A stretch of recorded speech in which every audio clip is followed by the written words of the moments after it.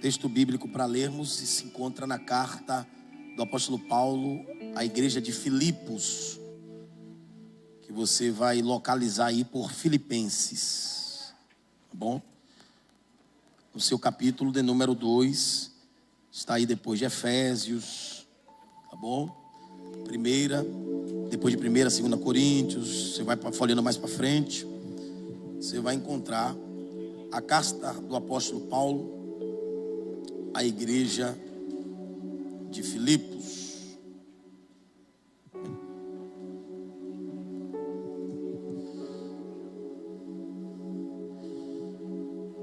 Filipenses, capítulo de número 2.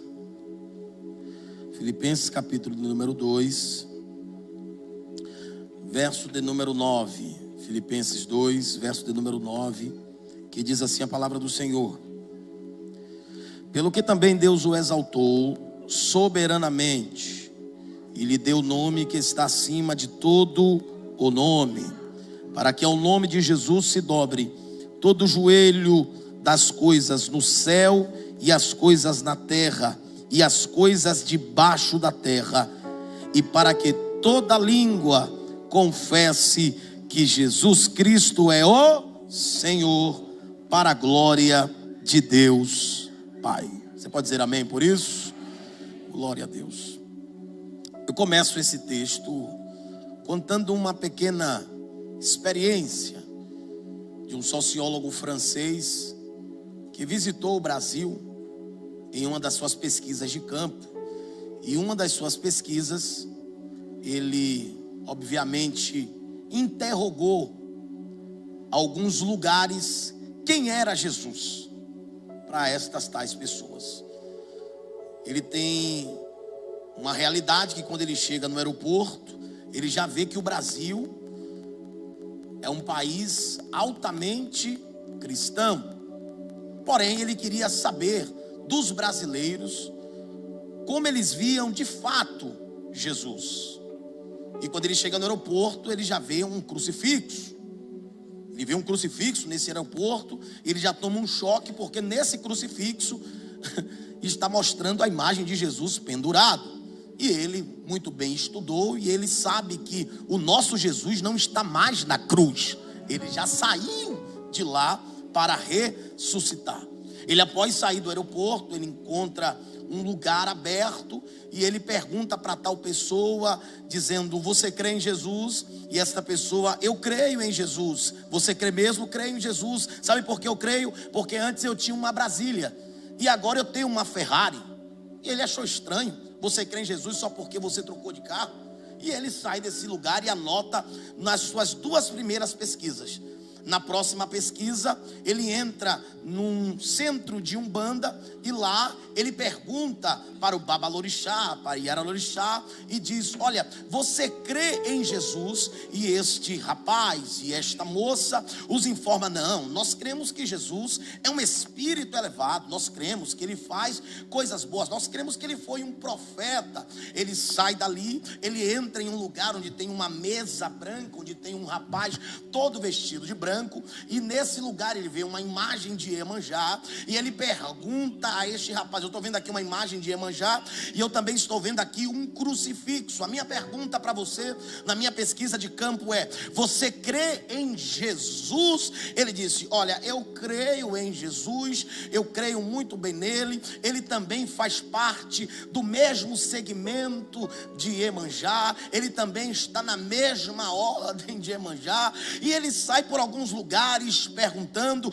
Quando ele sai na rua, ele se depara com 2 jovens, parecia até que eram gêmeos, todos 2 jovens com uma plaquinha aqui preta, uma camisa branca, e ele pergunta: olha, 2 jovens, vocês parecem até gêmeos, né? Vocês têm a mesma cor, a mesma postura. E eu pergunto: vocês creem em Jesus? E esses 2 jovens dizem: olha, nós cremos. E ele pergunta: de que igreja vocês são? Olha, nós somos da igreja dos santos dos últimos dias, bem conhecido como a igreja de Mormons. Ele diz: olha, nós cremos em Jesus, Jesus tem a mesma pegada do nosso Pai na fé chamado Joseph Smith, o criador do mormonismo. E ele se espanta, ele diz: Jesus tem a mesma pegada dele. E ele ouve como pesquisador, anota e ele começa a constatar. Ele entra numa universidade e ele entra na aula de filosofia. Quando acaba a aula da filosofia, ele pergunta para o professor: nobre professor, você crê em Jesus? O professor disse: eu acredito, ele foi um grande filósofo, as suas palavras tocaram muitas pessoas. Ele foi na mesma pegada de Pitágoras, de Sócrates, de Platão.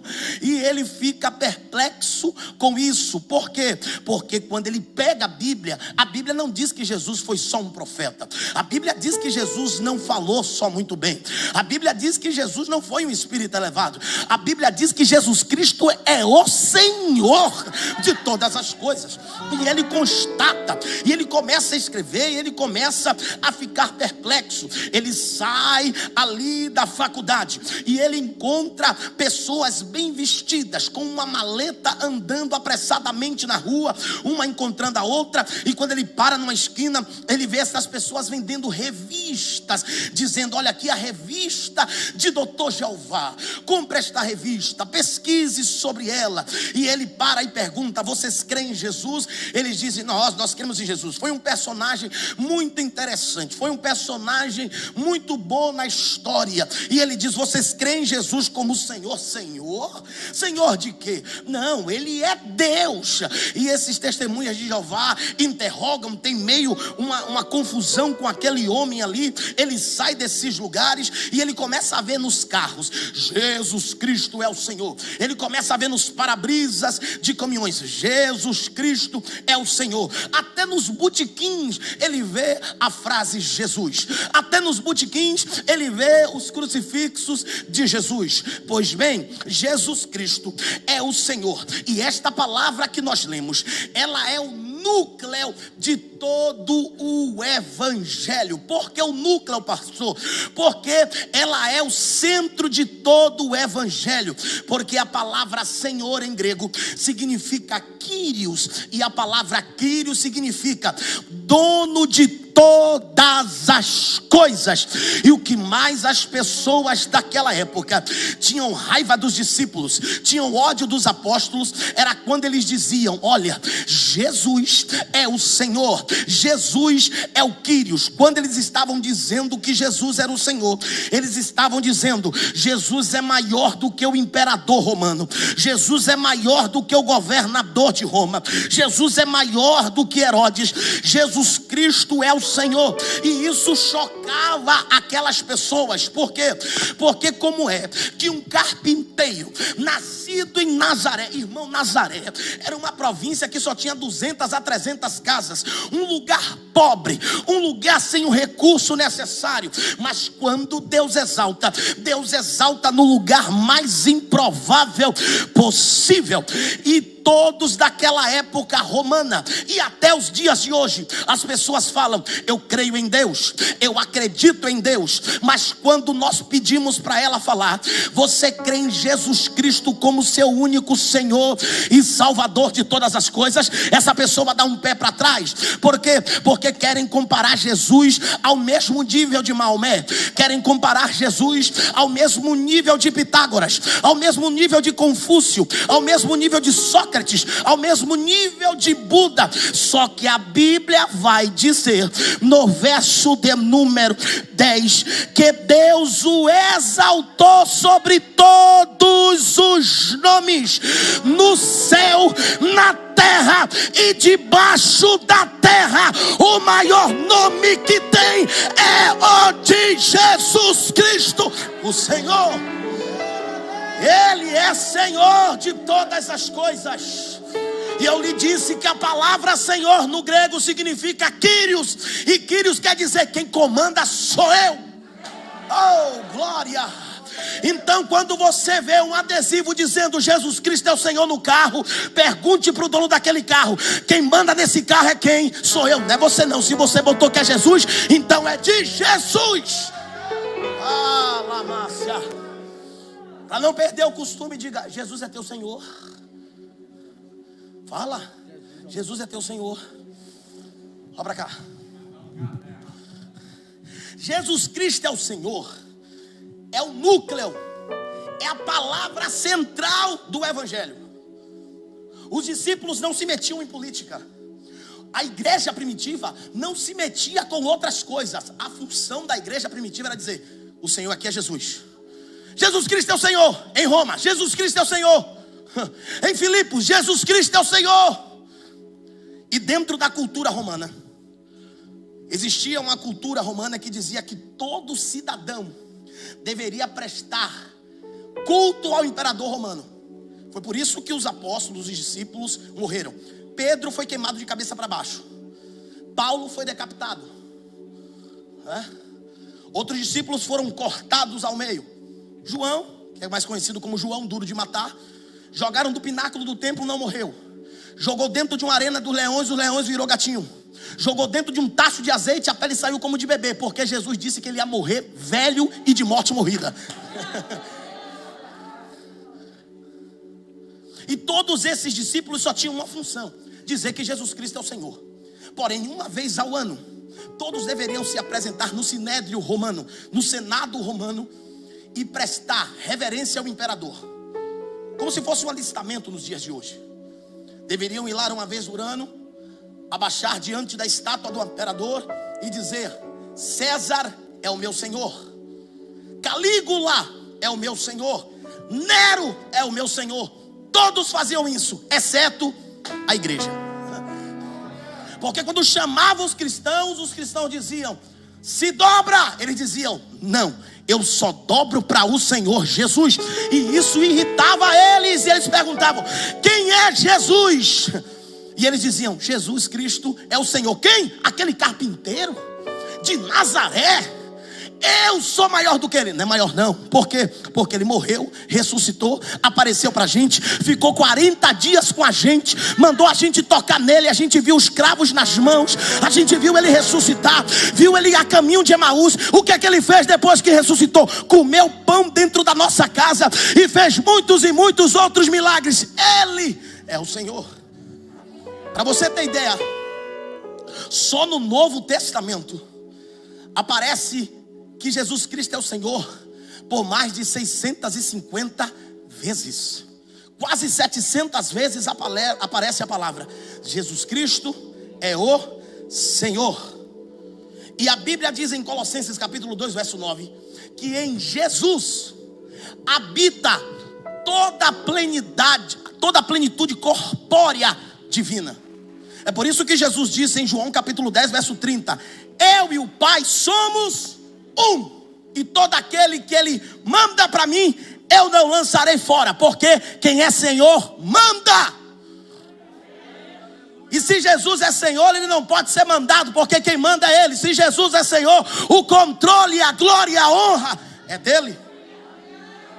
Só que dentro dessa perspectiva, há uma pequena dualidade dentro do nosso conceito. Por quê? Porque Jesus Cristo, além de Senhor, ele também é Salvador. E eu vou pregar sobre salvação no segundo culto. Eu não posso me atentar aqui, mas como possivelmente tem algumas vagas, se você quiser ficar, acompanha pela live. Eu vou falar sobre salvação. Jesus Cristo, ele não é apenas Salvador, mas ele também é Senhor. E aqui é uma pequena dualidade quando nós entregamos a nossa vida a Jesus. Porque quando nós entregamos a nossa vida a Jesus, nós dizemos: Jesus é meu Salvador.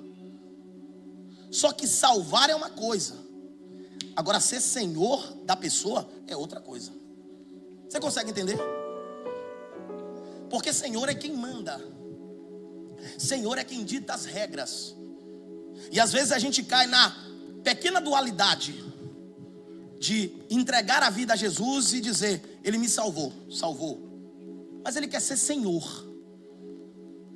E quando ele é Senhor, tudo seu é dele. Davi vai dizer: e eu produzirei dos meus lábios cânticos ao Senhor. Davi está dizendo: eu não falarei outro tipo de música, eu não cantarei outra coisa se não for ao Senhor. Asaf vai pegar as cordas no santuário e vai dizer: os meus dedos e as minhas mãos é para entrar levantadas ao Senhor e tocar os seus adufes. Se nós dizemos que Jesus Cristo é o nosso Senhor, vocês têm que consultar na Bíblia o que é que o seu Senhor quer de você. Ficou difícil aqui, hein? Porque eu lhe disse, Jesus Cristo é o Senhor, significa que Ele é dono de tudo. Ele não tem você pela metade. Jesus Cristo quer ser Senhor no seu trabalho, na sua moto, na sua casa, em você, na sua família. Então, Ele não quer ser só seu Salvador. Ele é seu Salvador porque te salvou da condenação e da ira de Deus. Mas Ele é seu Senhor. Ele quem manda. Ele quem tem o controle. Ele quem tem o domínio. Quando eu me converti, eu não entendi muito isso. Quando eu me converti, eu tocava bateria em banda de forró. E quando eu me converti, ela me ganhou para Jesus. E a primeira oração que ela pediu para eu fazer, ela orou e ela disse: ora agora você. Eu não sabia muito, eu comecei a rezar o Ave Maria. E ela olhou para mim e disse: olha, Ave Maria não salva, quem salva é Jesus. Maria, nossa irmã Maria, foi muito importante. Gerou o Salvador, e agraciada é ela entre todas as mulheres. Mas para salvar e para mandar, não é Maria, não é José, não é João, é Jesus. E quando eu me converti, eu dizia para ela: não, Jesus me salvou, mas eu posso pisar no botequim e dançar no botequim. Eu posso botar o som na minha casa de calcinha preta, de mastruz com leite, porque Jesus apenas me salvou. Só que teve um dia que eu comecei a ler Romanos. E em Romanos, capítulo de número 14, verso de número 8, a Bíblia vai dizer que Jesus é Senhor dos vivos e também dos mortos. Aí eu comecei a ler um pouco Romanos, e Romanos vai dizer que porque dele, por ele, são todas as coisas. Eu lembro que eu tive esse papo dentro de mim. Eu falei: Jesus, o Senhor não é o Senhor da minha vida ainda não. Eu apenas entreguei a minha vida ao Salvador, mas eu não estou deixando o Senhor governar a minha vida. E eu lembro que nesse dia eu estava na laje do Freitas. Eu dobrei meu joelho e disse: Jesus, eu agora quero que o Senhor seja meu Senhor, faça como quer. É por isso que quando as contas apertam lá em casa, eu digo: Senhor.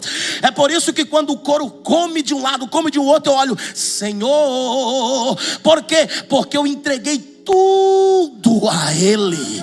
Então, se eu viajo, se eu ando, se eu corro, se eu trabalho, é porque Ele permite todas as coisas. Se eu não morri de Covid ainda, é porque o Senhor botou a mão no meu pulmão e disse: não entra aí não, porque eu sou Senhor dele.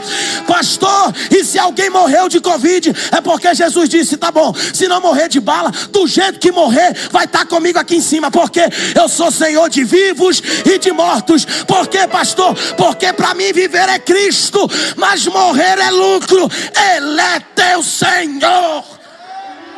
Senhor, Jesus Cristo é o Senhor de todas as coisas. Quem morreu em Jesus vai ressuscitar em Jesus. Quem está vivo no dia que Jesus vai voltar, vai ser arrebatado com Jesus. E morto vai ficar vivo, e vivo vai ficar vivo, e todo mundo vai se ver, vai dobrar e vai dizer: o Senhor é meu pastor.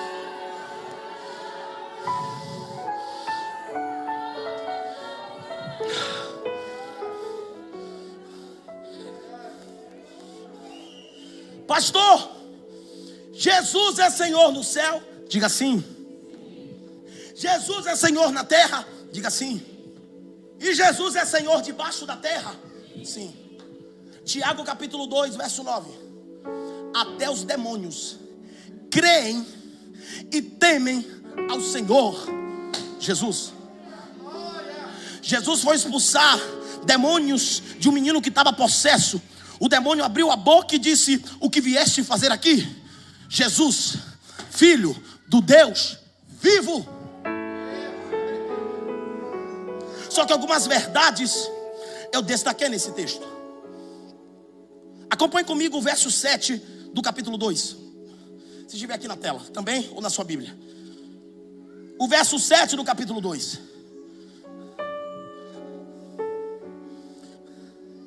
Verso 7 do capítulo 2. Algumas verdades eu aprendo aqui de Jesus.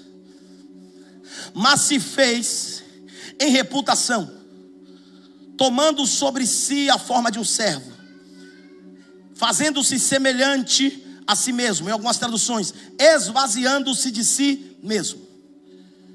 A primeira verdade aqui desse texto que nós lemos é que quem esvaziou Jesus não foi Deus, foi Jesus mesmo que se esvaziou.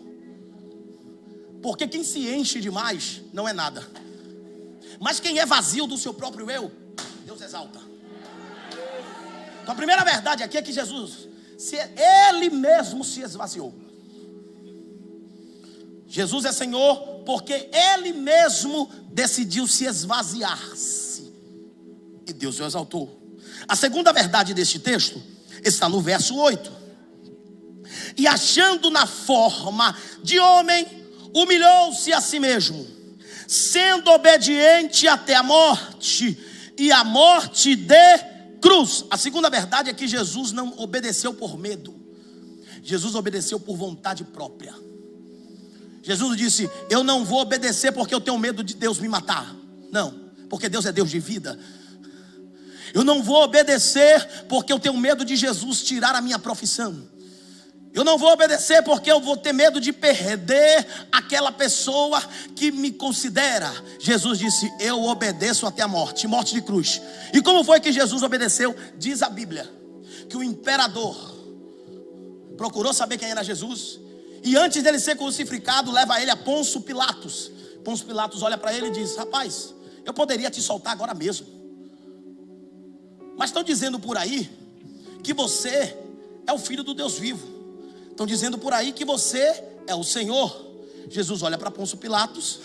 Você imagine, Jesus olha para uma das maiores personalidades humanas naquela época. Jesus olha para ele e diz: se você está dizendo aquilo que você diz, verdadeiramente eu sou. E Jesus ainda olha para ele e diz: o homem não pode receber nada na terra se do céu não for dado primeiro. Porque quem deu não foi Pilatos. Pilatos não sabia que quem deu aquele cargo a ele foi Jesus, e Pilatos foi propósito para levar Jesus para a cruz. Então a segunda verdade desse texto é que o próprio Jesus preferiu obedecer e se humilhou. Sendo Deus, desceu para ser homem. Cercado de anjos à sua volta, prefere descer e nasce num estábulo recheado de animais. Rodeado no seu trono, ele escolhe a manjedoura, uma porçãozinha de palha. Dono do céu, quando nasce, a mãe tem que fugir com ele para o Egito e passar 2 anos foragido. Rico, dono do ouro e da prata, vai ter que virar carpinteiro, pegar na madeira, bater no prego, ter calo na mão, trabalhar para comer. Se humilhou e obedeceu. Terceira verdade desse texto está no verso de número 9. Pelo que também Deus o exaltou soberanamente e lhe deu o nome que está acima de todos os nomes. Terceira verdade é que a exaltação de Jesus é incomparável. Não tem nome acima do de Jesus. Tentam apagar, tentam calar, mas o nome de Jesus continua vivo até os dias de hoje. A terceira verdade é que o seu nome é incomparável. Ele manda em todas as coisas, e até do inferno ele é Senhor, porque Satanás não é dono de nada. Você pode dar glória a Deus por isso? A quarta verdade deste texto está no verso 10 do capítulo 2, que diz: você está acompanhando comigo ou está olhando para mim? Então olhe para cima ou olhe para a Bíblia, porque de mim não sai nada, ou da Bíblia ou do alto. Verso 10 que diz: para que ao nome de Jesus se dobre todo o joelho, nos céus, na terra e debaixo da terra. Quem você acha que é maior daqui na terra, vai ter que se dobrar. Pode botar o maior poderoso, até o imperador da Coreia do Norte, mas ele não confessou, mas vai confessar. Pastor, e se não confessar vivo, quando for no grande dia, todo joelho vai ter que se dobrar. E não tem esse negócio de querer não, porque agora Jesus ainda pede licença. Mas quando o trono branco dele chegar, que tiver cercado de querubins, serafins, cercado de anjos, meu irmão, não tem esse que não se dobre. É Ele mesmo. Sim, aquele que era carpinteiro, mas agora é Senhor. Aquele que é cordeiro, mas agora é leão da tribo de Judá. Aquele que foi pendurado no madeiro, mas agora está com cetro de ferro e justiça na mão. Aquele que veio montado num jumento, mas agora está num cavalo branco. Aquele que as vestes foi rasgadas, mas agora está com o manto de rei. Aquele que teve coroa de espinhos, agora tem a coroa de ouro puro e cheio de diademas. Ele é Senhor. Ele é Senhor. Agora talvez se eu pregasse sobre carro e casa própria aqui, tinha gente já... Mas Jesus é Senhor do teu carro, da tua casa e de você. Jesus é Senhor. Então Jesus não é apenas o nosso Salvador, Ele também é nosso Senhor. E quando você for fazer qualquer coisa hoje, você vai olhar e vai dizer: é do teu agrado, Senhor. É isso que o Senhor quer, Senhor. Essa semana eu estava em casa, no aniversário de Sofia. Daqui a pouco saiu no desenho, entrou uma música lá de Claudinho Bochecha. Na sem brasa. Eu falei: Jesus, aqui não. Tum. Por quê? Porque da minha casa Jesus é o Senhor. Porque quem paga meu aluguel não sou eu, é o Senhor. Um dia desse eu estava numa churrascaria. A conta deu mais alta do que eu achava que era. Eu olhei para a pastora e disse: eu não saio, quem fica aí é tu. Creia. Daqui a pouco eu peguei o celular, a minha conta, entrou o valor certinho. Eu acho que Jesus foi no ouvido de alguém e diga: semeia na vida dele. Ele é Senhor. É Ele que paga as nossas contas. É Ele quem bota a gasolina no nosso Honda Civic. Sim, foi Ele que te guardou vindo da Orla de Embaçaí. Porque eu vou dar honra para Fábio Júnior, para Claudinho Bochecha. Eu dou honra para Jesus. Ele é Senhor. Ele é Senhor. Ele é Senhor. Ele é Senhor. E aí eu fiz um pacto nesse dia na laje com o meu Jesus. Eu disse: só toco para Jesus, só canto para Jesus, só falo para Jesus. Uma vez um rapaz disse, eu desempregado, o cara disse: rapaz, te dou R$1.000 por 2 horas para você tocar bateria num casamento. Eu falei: qual é o repertório? Latim, Ivete Sangalo, Daniela Mercury. Ele disse: não dá mais não, meu filho, porque essa mão agora aqui só toca para meu Senhor. Só para Ele. Porque no dia que ele voltar, meu amigo, Daniela vai vazar, Ivete vai vazar, Margarete vai vazar, Bel já tá capenga, vai vazar também. E Jesus vai dizer: me obedeceu, entra pelas moradas celestiais, ovelha bendita de meu Pai. Oh, Jesus é Senhor.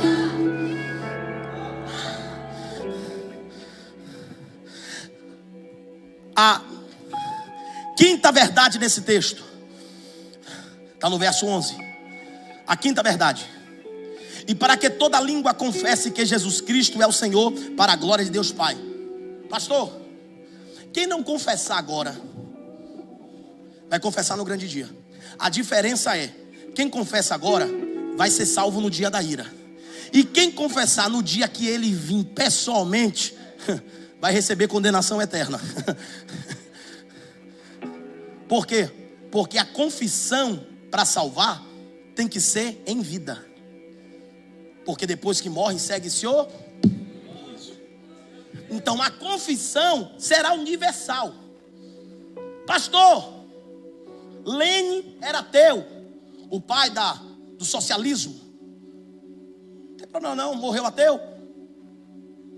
Vai para o inferno confessando a Jesus, mas condenado, porque confessou depois de morto.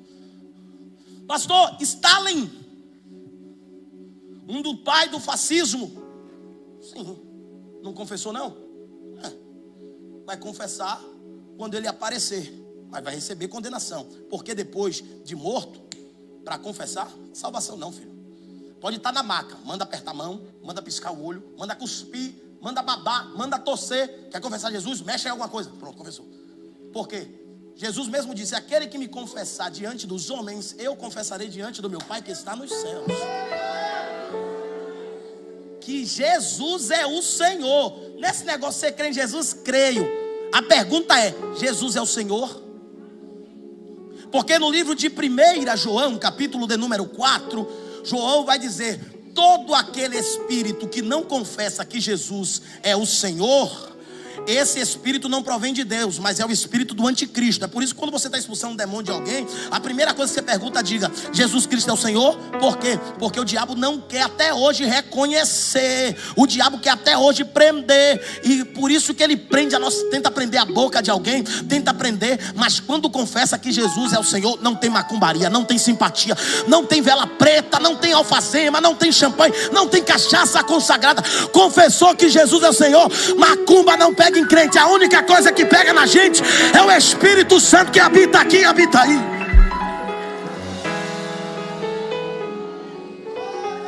Vai ser universal. Todo mundo vai confessar. Michael Jackson vai confessar. Uau! Vai confessar. Fiz até certo, não foi? Oh, Jesus. Sim.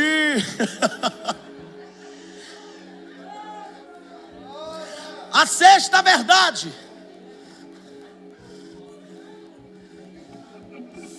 Está no verso 12, acompanha o verso 12. A sexta verdade. Por isso, meus amados, assim como sempre obedeceste, não só na minha presença, mas muito mais agora na minha ausência, assim também operai a vossa salvação com temor e tremor. Temor e tremor. Temor, respeito. Tremor. Rapaz, Deus é terrível, viu? Você já orou naquele dia sozinho que você diz: Jesus, se está aqui, vem aí, Jesus. Daqui a pouco você está aqui. Ai, meu Deus, não vou nem virar para trás.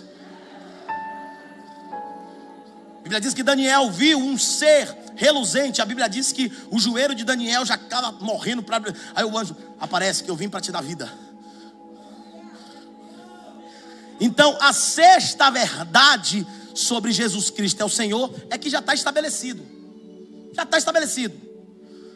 Quem não falou, não precisa. Quem não falou, se não quiser falar, não fale. Quem confessou como eu e você, continua confessando. Já está estabelecido, meu irmão. Não pode rasgar, porque quem rasgou a cédula da morte foi ele.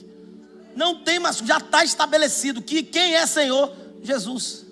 Não é Henrique Cristo, o Pai. Não é. Não é esquerda, não é direita, não é Lula, não é Bolsonaro, não é Ciro Gomes, é Jesus que é o Senhor. Não é Trump, não é Joe Biden, não. Não é Xi Jinping da China, não. Quem é Senhor é Jesus. Acabou? Acabou. É Jesus. E a sétima verdade é que se não confessar em vida, vai confessar depois de morto. Mas quem confessou em vida é para ser salvo. Quem confessou depois de morto, já sabe o que é.